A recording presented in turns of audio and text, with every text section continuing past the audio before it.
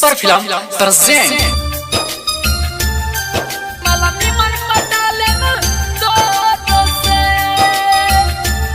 आप सुन रहे हैं सिंगर फैशन दाऊद को।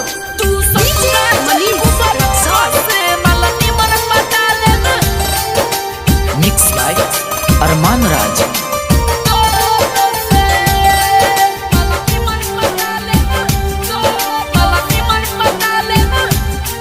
जा जाए सनम बनोई खे गम,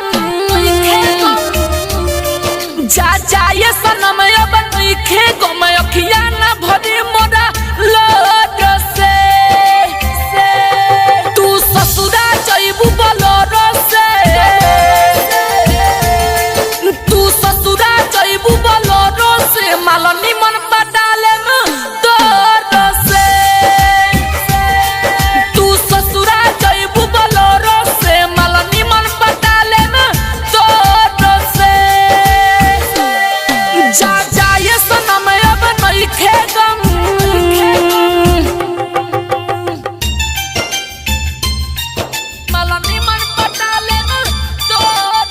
हम पुराने जमाने के पुराने दीवाने नहीं है, हम पुराने जमाने के पुराने दीवाने नहीं है कि उसकी ख्यालों में दिन रात रोए।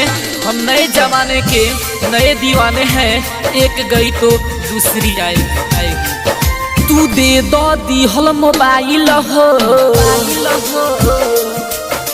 शादी के दिन उताराइल हो। तू मेहदी जाके लगई हो, सोरहो सिंगारी सजई हो, सोरहो सिंगारी सजई हो। सुनो ये रानी भुलावत बानी, सुनो ये रानी भुलावत बानी, बन जइबू दोसरा के जोर से। तू ससुरा जइबू बलोरो से, तू ससुरा जइबू बलोरो से, मालनी मन पटाले में तोर से। तू ससुरा जइबू बलोरो से, मालनी मन पटाले में तोर से।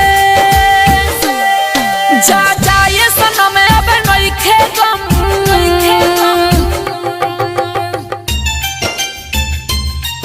मालनी मन पटाले में तोर से।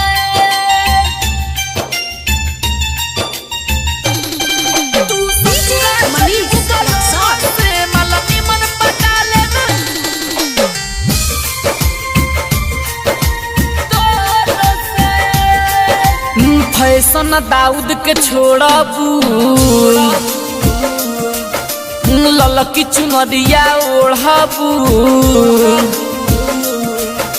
राइटर ममताज यारमान के दोस्ती न दीह भगवान के। ना रहलू हमारा किस्मत में, ना रहलू हमारा किस्मत में, सब छूट जाई अब तोर से। तू ससुरा जइबू बलोरो से, तू ससुरा जइबू बलोरो से, मालनी मन पटाले में तोर से। तू ससुरा जइबू बलोरो से, मालनी मन पटाले में तोर से। जा जाए सनम बनोई खे गम। Super recording studio Adapur.